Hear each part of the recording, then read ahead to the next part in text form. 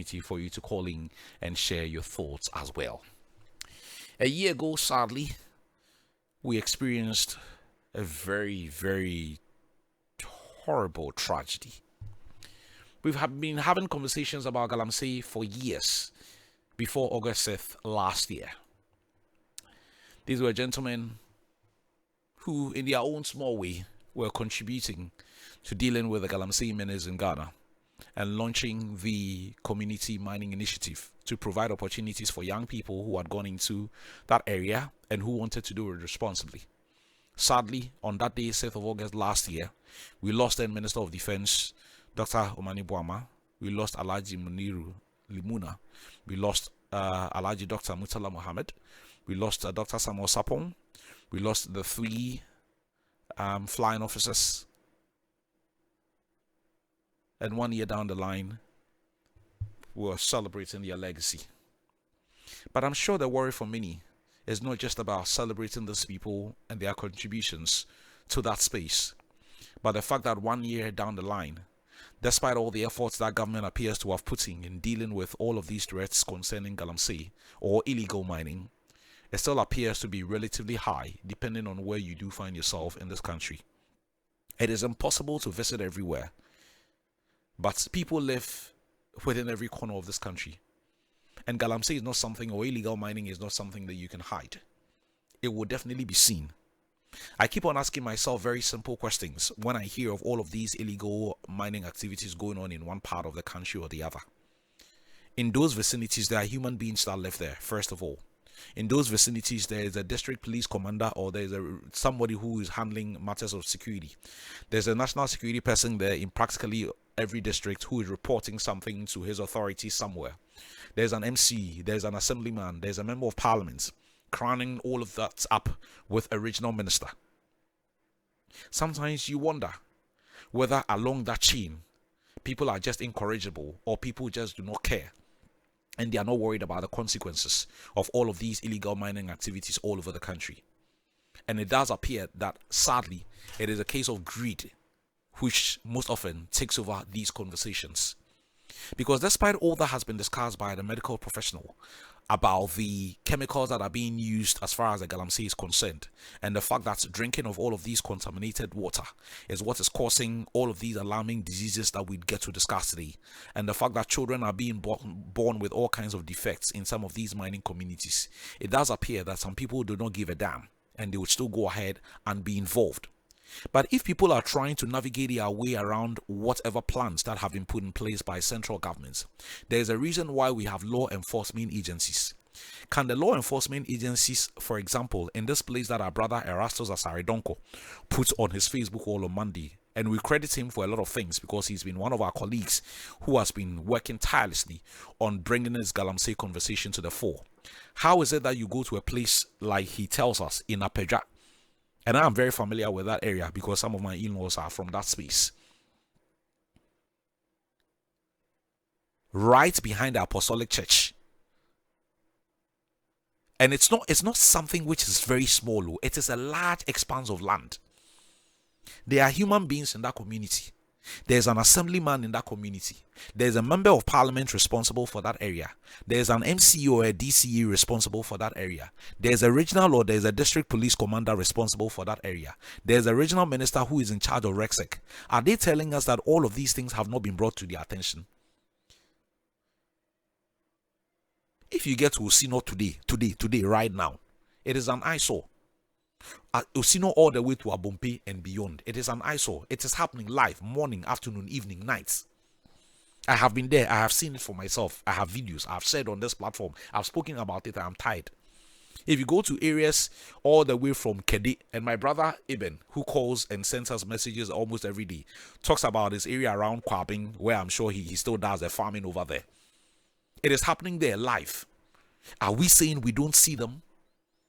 Or we don't care about the legacy of all of these people who sacrifice their lives for this fight and ensure that we do mining and do it responsibly? Go to the areas around Western North. Go to parts of Western Region. Go to the areas around Dunkwa and beyond. It is happening live and colored. Are we saying we don't see them or we just do not care? And every now and then, it is just getting crazy and crazy and crazy.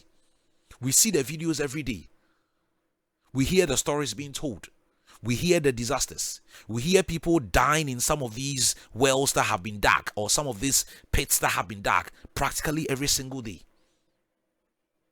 But strangely, we still see the excavators there. Strangely, we still see the chamfine machines there. So like Dr. asked this morning, is it that people who are directly responsible for these spaces, because the minister cannot be everywhere, NIMOS cannot be everywhere, the regional minister cannot be everywhere, but is it that people who are directly responsible for specific enclaves are just allowing people to do whatever they want to do with impunity, or they are just happy collecting brown envelopes? Because they are happening live. They are happening. And we are pretending as if everything is fine. Maybe, just maybe, His Excellency should be clamping hard on people who are in administrative positions on behalf of government in some of these spaces.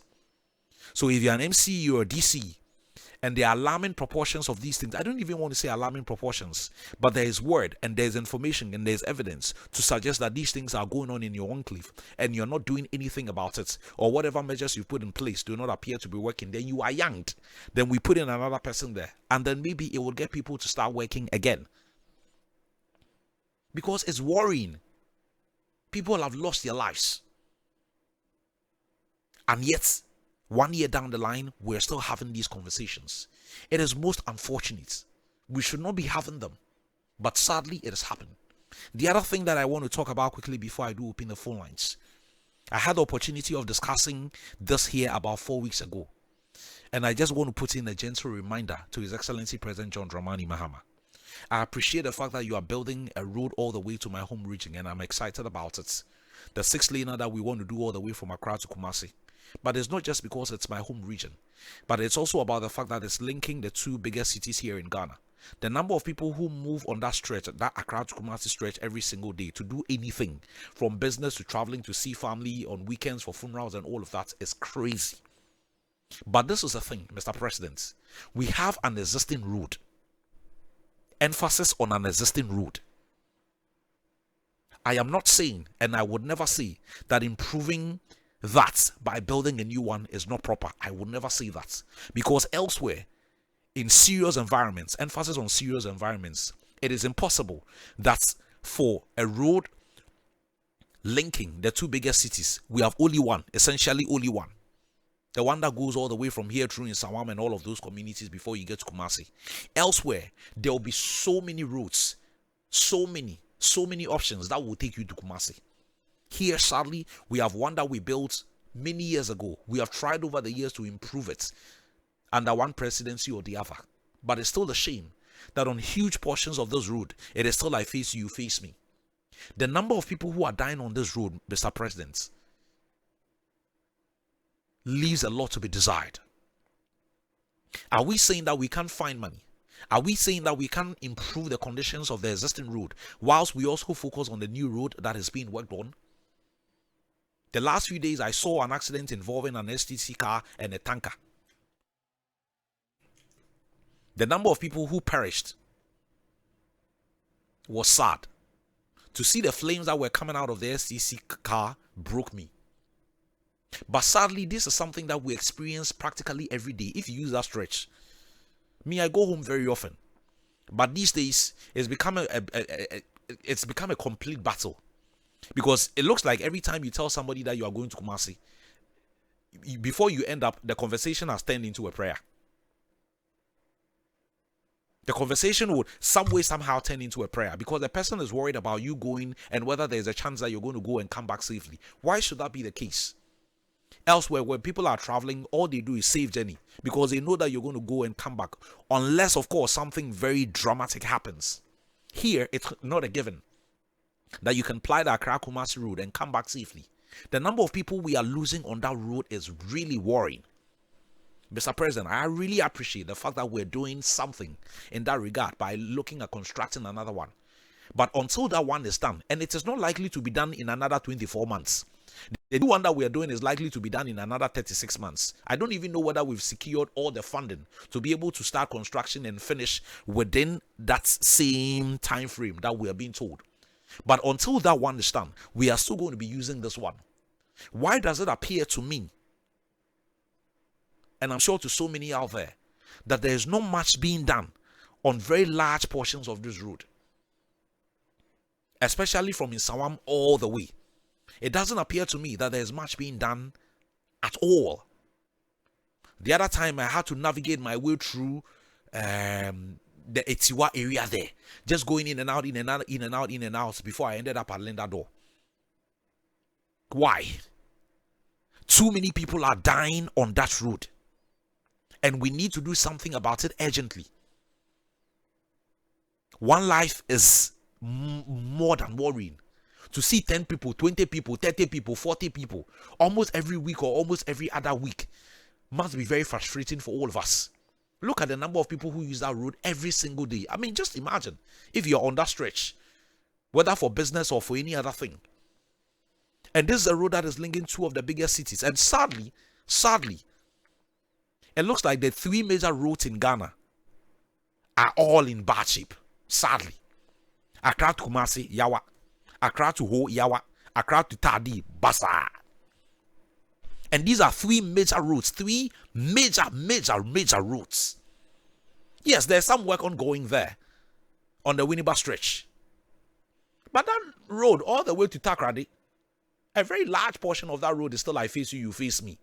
After how many years of independence? All the way to Ho and all the way to Keta, it is still pretty much I face you, you face me. And there are a lot of head-on collisions. Why? Mr. President, please pay attention to this. Please.